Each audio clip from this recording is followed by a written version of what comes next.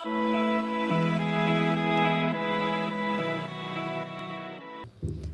everybody. Welcome to Dive Deep. I'm Shelby Cornett. I'm the ministry assistant at Cambridge City Christian Church, and I'm with Danny again. Wow, you kept it up 2 weeks in a row. Yeah, I remember. How's Shelby doing? I'm good. Good. I know your kids struggled a little last week, but they're feeling better. And Yeah. Now I just need to catch up on I know, that's the thing. sleep and housework. And I know I'm getting ready to head out here in a few minutes for vacation and trying to tie up all the loose ends. And I mean, I like being on vacation, but the problem is that you're like pulling your hair out the last few days because you got to get everything done. And then I'll be doing the same thing when I come back. say when you get back. Yeah, so you pay the price for going on Just vacation. enjoy that week without. That's right. I'm going to try. Yeah. I'm jealous. Yeah, well, it's I'm looking forward to just going to seeing family and getting away for a little bit. So yeah, That'll be nice. it will be good. Yep. So this week we talked about Listening. Yeah. which is, I realized as I listened to the sermon. Well, I'm glad you listened to the sermon about listening. Yeah. Yeah. That I probably don't listen as well as I should. Wow. You're not the Don't only. tell my husband I said. keep that away from him. Yeah. Yeah, that's a problem for all of us.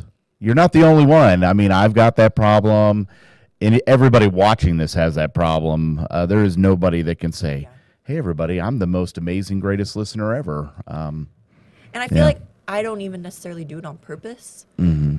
I don't la. Well, I do sometimes. But, Yeah, certain situations or people maybe, yeah. Mm-hmm. But my head, it seems like, is just.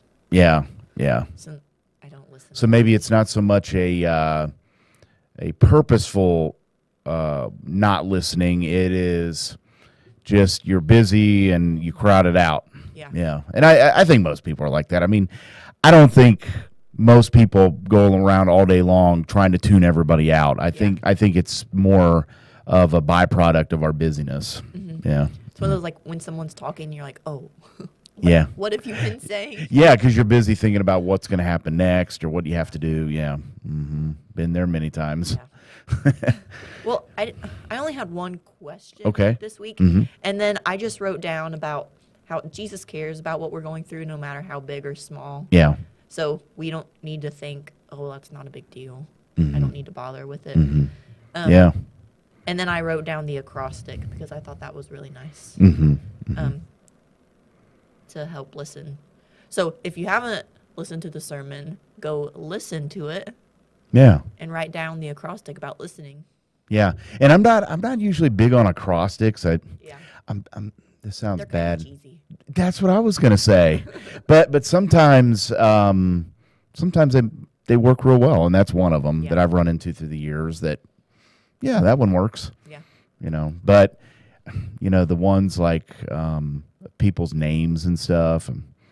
I'm not going any further with that. Facebook quiz to see what your name acrostic is. Yeah, stuff like that. Not into that so much. Yeah. I think they're cheesy. Not this won't be. Sorry if we've offended you watching this. Maybe acrostic at home. Maybe just before watching this video, they were doing the acrostic puzzle. Need to put a disclaimer at the bottom of the video. Great job there, Shelby. I know Travis offended half our crowd by calling them wimps in service yesterday for being in Florida on spring break, and now, I'm calling, because I'm about to go too, and then now you've just offended the other half of our audience by making fun of their acrostic puzzles. Great job, guys. That's awesome. Yeah. Okay. So my question was, with Bartimaeus, him asking for mercy from Jesus, why did people shush him? So if you remember several sermons back, it's been a few weeks ago, when someone was ill or they had a disease, society at that time often thought, and honestly, some people still kind of think this way today, even though it's not as prevalent as it was then, that they must have done something wrong. Like someone in their family had sinned against God or against someone, or they've done something bad in their life to bring this on themselves. It's like karma. It's karma, but they didn't call it karma. Yeah. But if you break it down, it's pretty much what it is. So Yeah, so I think that is the major reason why he was kind of pushed to the side. Hey, you don't have a right to sit here and talk to Jesus because you're a sinner. You've done something bad. That's why you're in the situation that you are. We talked a couple weeks ago about the rich young ruler, remember? And everybody thought he was great and he must be wealthy and rich because he was doing things right, but then he couldn't follow Jesus. So this is what Jesus does throughout his ministry. He breaks down mindsets that are present in the culture. That's why he created so many enemies, because people didn't want to break down those mindsets. They were set in their ways, and so that was probably the major reason they just cast him aside. Okay. Yeah. I didn't know if it was that or if it was they didn't think his issue was important enough. And it could have been both. Definitely. I mean, maybe they had just heard this guy begging and asking for help, and they just got tired of hearing it. And I will say, I mean, I think that the same thing could happen. Let's say we lived in the city. We don't really have this problem here in our locality here, but if you lived in a city and you worked downtown every day, and you were walking along the sidewalk to work, and every day you saw the same person sitting on the sidewalk asking for money, what will you do over time? You just kind of drown them out. Yeah, you just drown them out. You just kind of, and that's probably a little bit of what's happening too. So a little bit of the karma thing, but probably just a little bit of, hey, we've heard you for all these years. Just be quiet. This is too important for you to mess up, kind of thing. Okay. Yeah. Yeah, that just didn't make sense to me. Yeah. When I was listening, like, why? Okay. Yeah, because it's really harsh, isn't it? Yeah. Yeah, to do that. Yeah, and to think maybe then it wasn't as big of a deal, but when you're blind, that's kind of a big deal. It is a big deal, yeah. Yeah. Yep. But was there anything else you wanted to add? Well, I mean, this sermon for me was one of the most challenging ones in a while. I think that with everything that's going on around us in our world and what we've seen over the last year, and I'm not even talking about COVID, I'm talking more about a lot of the civil unrest that we've seen. There's just not a whole lot of listening happening. I mean, we see it in politics, but we're just seeing it in everyday life, and it's becoming a bigger and bigger problem.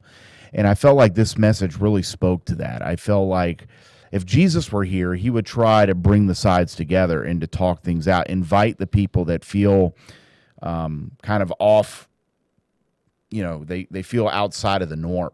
He would invite them in to have the discussion.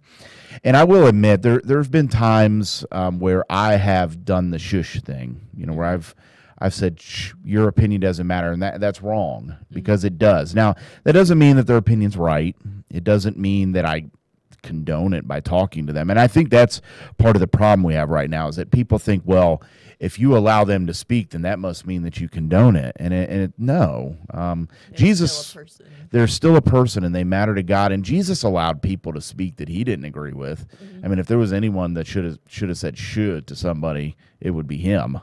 But he didn't, because he wanted them to know that they were loved. And unfortunately, we've got a mentality in our country right now, where if you disagree with someone, you can't love them, and that's just, as Christians, we can't fall into that mentality. Right. Unfortunately, though, I've seen it on social media. Some comments that I've seen through the years from Christians, I'm just like, because it's just so unloving. Right.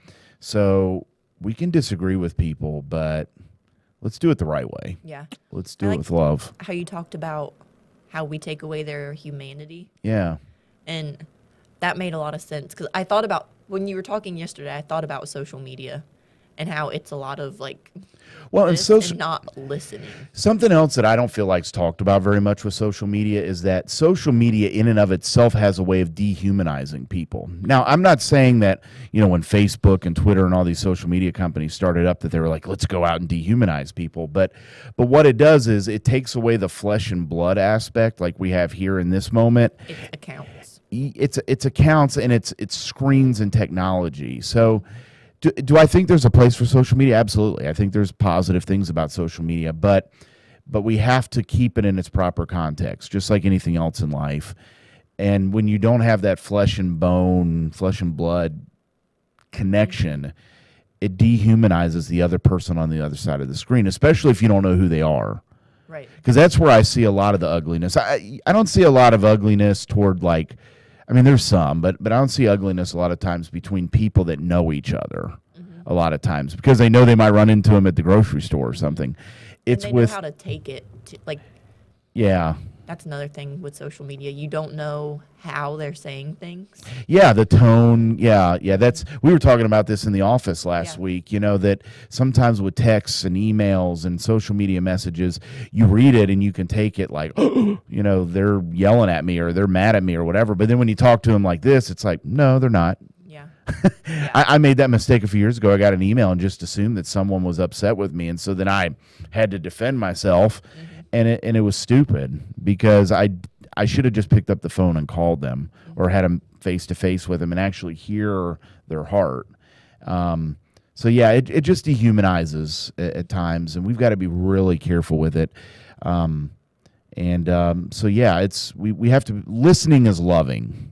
Maybe we've never thought of it like that before, but Jesus showed that in the story. So yeah. So that's all I had. I think. Yeah. You think? Okay. Yeah. All right. Okay.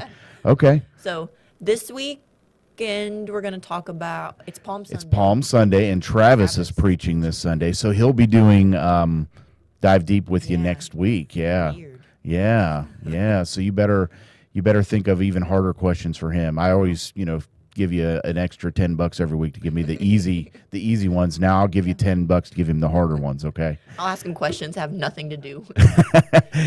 Ask him questions like about physics and thermodynamics and I don't know what you're talking about. Yeah. So, all right. Well, I'll see you guys next week with Travis after Palm Sunday when we're getting ready for Easter, I guess. Yeah. So all right. It's exciting. Yes. So we will see you next week.